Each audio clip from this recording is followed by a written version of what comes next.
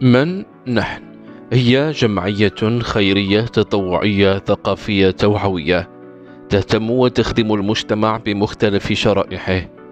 تأسست هذه الجمعية يوم 13 جوان 2015.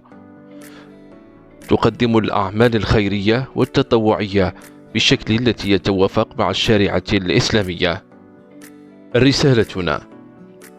رسالتنا هي خدمة المجتمع بمختلف شرائحه، تقديم نماذج بناءة عالية المستوى، وذلك من خلال طاقات وقدرات الشباب في بيئة محفزة جاذبة للإبداع والتميز. رؤيتنا: الريادة والتميز في صناعة العمل التطوعي، بناء جيل من الأطفال متخلقا ونافعا في مجتمعه، إنشاء نوادي تابعة للجمعية، الوصول إلى المجتمع بكل الوسائل من أجل خدمته. أهدافنا: نشر وتعزيز ثقافة العمل التطوعي والخيري، تقديم المساعدة للمجتمع وكل ما يخص الأطفال والأسرة، غرس القيم الإسلامية والحميدة في نفوس الشباب، إعداد جيل واعي بأهمية العمل التطوعي والخيري. مبادئنا: الإخلاص والأمانة في الأداء، إشاعة ثقافة المساواة وتحمل المسؤولية، الإيمان الكامل بالعمل التطوعي والخيري، الاتسام بالأخلاق والاحترام في المعاملة. برامجنا: جمعية الخنساء الجزائر تقدم العديد من البرامج، من بينها مخيم الأسرة السعيدة السنوي، مسابقات للطلبة الثانويين، تقديم دورات في التنمية البشرية، زيارة المستشفيات والمؤسسات، تقديم المعارض والأنشطة الموسمية، تربية الأطفال وتعليمهم، ومسابقة القراءة.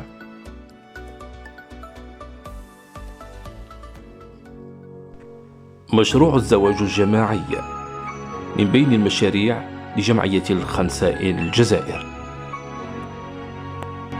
والأحبة الكرام، السلام عليكم ورحمة الله تعالى وبركاته. أود في البداية أن أتقدم بالشكر الجزيل لجمعية خنساء الجزائر المتمثلة في المكتب البلدي هنا بلدية مغني. الشكر كل الشكر والتقدير كل التقدير والوفاء كل الوفاء لهذه الجمعية المعطاء، هذه الجمعية التي تقوم على تعزيز النهج الوسطي ممارسة وفكرا تأصيلا وتوصيلا لعالم التصورات وفي عالم التصرفات. هذه الجمعية التي تجمع بين العمل الخيري والعمل الدعوي.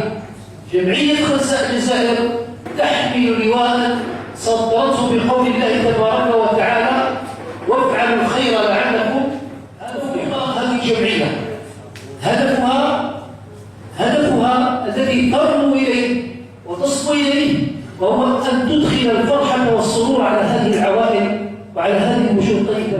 إشباع الخير، الزواج هذا اللي قامت به جمعية خنساء الجزائر الحقيقة مشروع مبارك عظيم. احنا مشينا مع الجمعية هذه هذا المشروع، والحمد لله الطبعة الأولى فيها نقائص، فيها سلبيات، ربما كاين بزاف أمور ناقصة، لكن العام الجاي إن شاء الله بحول الله تعالى وعونه ومدده الأمور تكون أحسن إن شاء الله.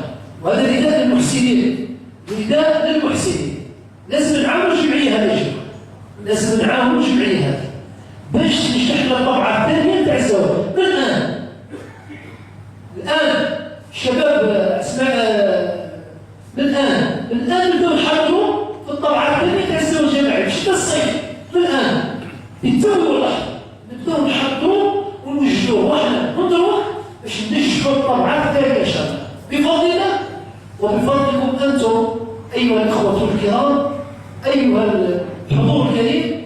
كل الناس يقدروا يعاونوا هذه الجمعية في الشيء ثاني مشروع لجمعية الخنساء الجزائر وهو مشروع مسابقة القراءة، والتي تقام ككل سنة على مستوى الثانويات والجامعات بمدينة مغنية خاصة وبولاية تلمسان عامة.